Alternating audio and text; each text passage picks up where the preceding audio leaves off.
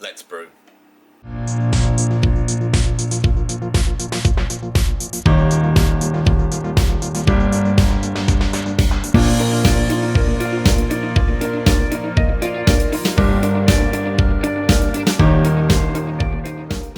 So normally I'd have put the yeast in and shaken up, but what I want to do is I haven't put the yeast in and actually want to see what the starting gravity is for this. So I'm actually going to take a measure, and I've sterilised something. Unfortunately I'm using the turkey baster, but it'll do the job. I'm going to suck up the liquid, and I'm going to put this into a little measuring beaker.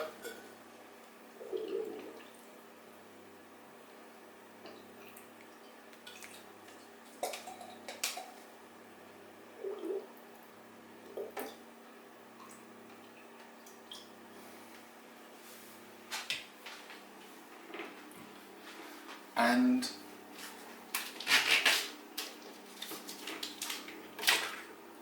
I'm going to take a reading with my hydrometer.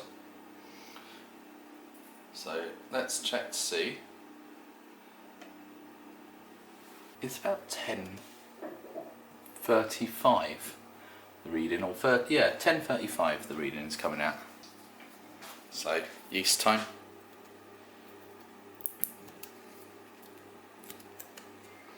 Not sure what yeast they've used. It's a cider yeast, I'm guessing. Just smelling it.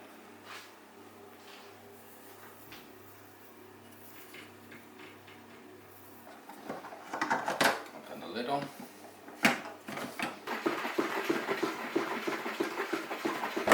Rindock goes down and comes around.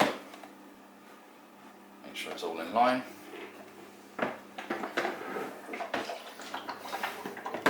Turn it upside down. Yep. And then make sure it's uncarbonated on the top. There we go, done.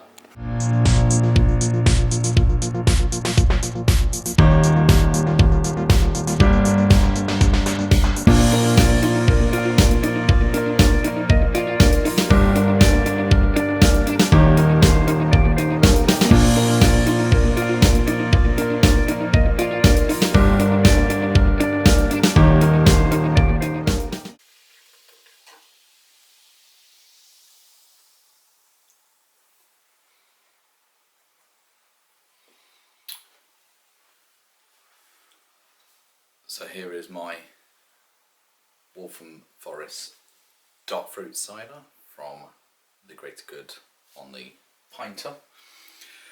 You can see it's cloudy, so I've brewed this for 5 days, and the min spec was, I think, 3 days brewing, 1 day conditioning. I've brewed this for 5 days, conditioned it for 2. The only reason I've conditioned for 2 is that I want to get a hurry on and get through this. It's the weekend, and I've got the stout coming in hopefully on the 1st or 2nd of December, which I want to get brewing straight away. But I'm having some of this now. I'll be having some in 2 days' time, so it will condition and clear out a bit more. So this is definitely hazy. Can't see through it. The head dissipated really quickly. It was there. So very carbonated, but it disappeared quite quickly. It smells very fruity. I was expecting this to be a darker colour actually, like the dark fruit ciders you find elsewhere. It's actually lighter, and it looks a bit like Fanta Twists, the soft drink, but I'm assuming this is going to be very sugary.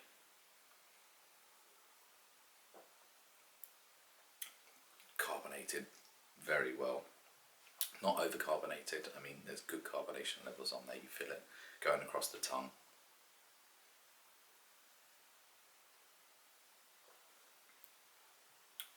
It's a very fruity cider. Yeah, it's very fruity. Now, I've taken the measurement to start with for what the starting gravity on this was, and the starting gravity for this was 1035, which was slightly lower than I was expecting because this is supposed to come out at 4.5%. So starting with 1035 is not, it's very rare that it would actually get me to the level I needed. So I've taken a gravity reading now of the final fermented product, and it's come out at 1012. So what does that mean? 1035 starting, 1012 end. It means this product here is 3%. So this is a fruit juice. This is only come out at 3% ABV. Not what was advertised, and I followed everything to the instructions. The only big issue that could have caused this was that my product actually leaked.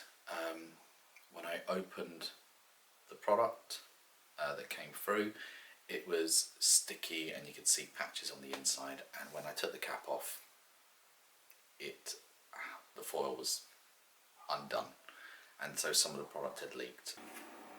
This does feel very sticky, like it has. It is open. I could have returned it, but at that stage I wanted to get on. I'd done all my cleaning, sanitizing, I just wanted to get on and brew. So I took the risk and I poured it in. Now I don't know how much of the syrup escaped, but that would have caused the ABV to be lower because those are the sugars that would have helped ferment. The bottle wasn't too much down, but even that little bit extra could have given us a 0.2 to 0.5 boost in the ABV, so it would have been maybe 3.5, probably up to 4. So I actually measured the amount of water that goes into this up to the level that they recommend for brewing, and it came out to 5.5 litres, that's 5,500 millilitres. That itself isn't 10 pints, because a pint is 568, and so that would only come out to about 9.5 pints, just over.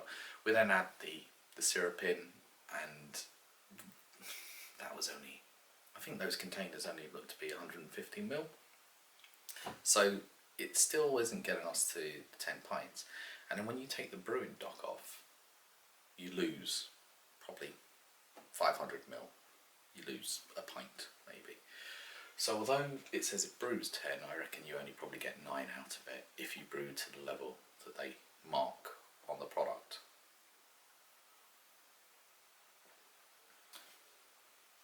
So aside from the ABV and how much actually has gone into producing that, the product itself has come out fine. I said it's not cleared yet, but no doubt in 2 days' time, when I next tuck in again to it and to finish off the remainder, if I can, it will have cleared.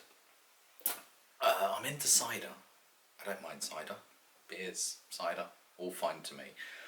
But this is much like those Kopparberg Swedish ones, the very fruity brothers as well. They're all very sugary. So to drink 9 pints of this would be a bit difficult, I feel. It could be done, but I think I would struggle. There's a bitterness to it on the end as well, a bit of tartness, which is fine. Breaks away from the sugar. But I do feel that I couldn't manage 9 pints, and I don't know how. This probably, unlike the beer, I reckon this would keep longer, only because of how sugary it is as a product, or sweetness that it's got. I wonder how long it would keep. That's something else I may try another time. In my next video, I will be doing the Christmas stout or porter that they're sending out, the special one, the dark, I think it's called Dark Matter Stout. So I've got that in my next one, and I will be trying something slightly different with that compared to what the instructions recommend, and I'll catch you in that video.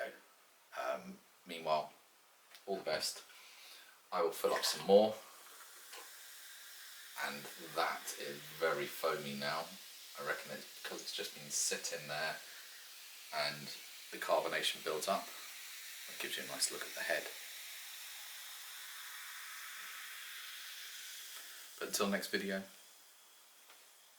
good luck with the brewing and enjoy the drinking.